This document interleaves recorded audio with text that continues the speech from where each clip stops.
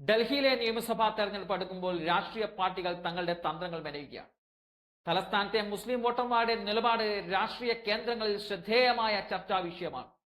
ഡൽഹിയിലെ ജനസംഖ്യയുടെ 12% മുസ്ലിങ്ങളാണ്. 70 നിയമസഭാ മണ്ഡലങ്ങളിൽ 7-ലും 40% അതിൽ കൂടുതലോ മുസ്ലിം ജനസംഖ്യയുണ്ട്.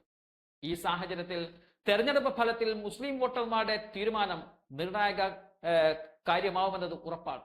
മുസ്ലിങ്ങൾക്ക് സ്വാധീനമുള്ള ഓഖ്ല, ബാബർപൂർ, മുസ്തഫാബാദ്, സീലംപൂർ, മഥിയ മഹൽ, ബല്ലിമാരൻ, ചാന്ദി ചൗക്ക് എന്നീ 7 മണ്ഡലങ്ങളും 2020-ൽ ആം ആദ്മി പാർട്ടി നേടിയിരുന്നു. ഈ 7 മണ്ഡലങ്ങളിലും മുമ്പ് കോൺഗ്രസിന് വലിയ സ്വാധീനമുണ്ടായിരുന്നു. എന്നാൽ കഴിഞ്ഞ 2 തെരഞ്ഞെടുപ്പുകളിൽ കോൺഗ്രസിന്റെ പ്രകടനം വളരെ മോശമായിരുന്നു. ഇത് മുസ്ലിം വോട്ടർമാർക്കിടയിൽ ആം ആദ്മി പാർട്ടിക്കുള്ള സ്വീകാര്യത വർദ്ധിച്ചതിന്റെ സൂചനയായിരുന്നു. മുസ്ലിം വോട്ടർമാരുള്ള ഈ മണ്ഡലങ്ങളിൽ കോൺഗ്രസ് തങ്ങളുടെ പഴയ പ്രതാപം വീണ്ടെടുക്കാൻ ശ്രമിക്കുന്നുവെന്നതും ശ്രദ്ധേയമായ ഒരു കാര്യമാണ്. കഴിഞ്ഞ 11 വർഷത്തിനിടയിൽ പരമ്പരാഗതമായി കോൺഗ്രസിനെ പിന്തുണച്ചിരുന്ന മുസ്ലിം വോട്ട് ബാങ്കിൽ ആം ആദ്മി പാർട്ടിക്ക് വലിയ സ്വാധീനം നേടാൻ കഴിഞ്ഞിരുന്നു. എങ്കിലും കഴിഞ്ഞ ലോക്സഭാ തെരഞ്ഞെടുപ്പിൽ ഈ പ്രവണതക്കും മാറ്റം വരുന്നത് കാണാൻ സാധിച്ചിരുന്നു. സമുദായം കോൺഗ്രസിനെ വലിയ തോതിൽ പിന്തുണച്ചു തുടങ്ങിയിട്ടുണ്ട്.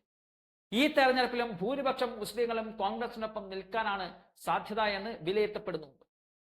പലയിടങ്ങളിലും പഴയ കോൺഗ്രസ് സർക്കാർ ഉണ്ടാക്കിയെടുത്ത വികസന പ്രവർത്തനങ്ങളൊക്കെയാണ് ചർച്ചകളായി മാറുന്നത്. മാത്രമല്ല, മുമ്പ് കോൺഗ്രസിന് നൽകിക്കൊണ്ടിരുന്ന വോട്ടുകൾ അഴിമതിയുടെ പേര് പറഞ്ഞ് ആം ആദ്മി പാർട്ടി നേടിയെടുത്തിരുന്നു. എന്നാൽ അതേ ആം ആദ്മി പാർട്ടി അഴിമതിയിൽ മുങ്ങിക്കുളിച്ചു നിൽക്കുമ്പോൾ തങ്ങൾക്ക് മുമ്പ് നഷ്ടപ്പെട്ട വോട്ടുകൾ ഇത്തവണ തങ്ങളിലേക്ക് എത്തുമെന്നുള്ള പ്രതീക്ഷ കോൺഗ്രസിനുമുണ്ട്. മുസ്ലിം ഭൂരിപക്ഷ പ്രദേശങ്ങളിൽ വികസന മുരടിപ്പും അടിസ്ഥാന സൗകര്യങ്ങളുടെ കുറവും ഒരു സ്ഥിരം കാഴ്ചയാണ്.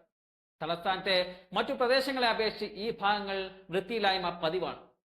ഈ പ്രശ്നങ്ങൾ തെരഞ്ഞെടുപ്പിൽ പ്രധാന ചർച്ചാ വിഷയമാകാൻ സാധ്യതയുമുണ്ട്. 2020-ലെ വടക്ക് കിഴക്കൻ ഡൽഹി കലാപത്തിൽ ആം ആദ്മി പാർട്ടിയുടെ നിസ്സംഗതയും മൗനവും മുസ്ലിം വോട്ടർമാരുടെ അതൃപ്തിക്ക് കാരണമായിട്ടുമുണ്ട്. ഈ അതൃപ്തി വോട്ടായി മാറുമോ എന്നത് കാത്തിരുന്ന് കാണേണ്ട കാര്യമാണ്.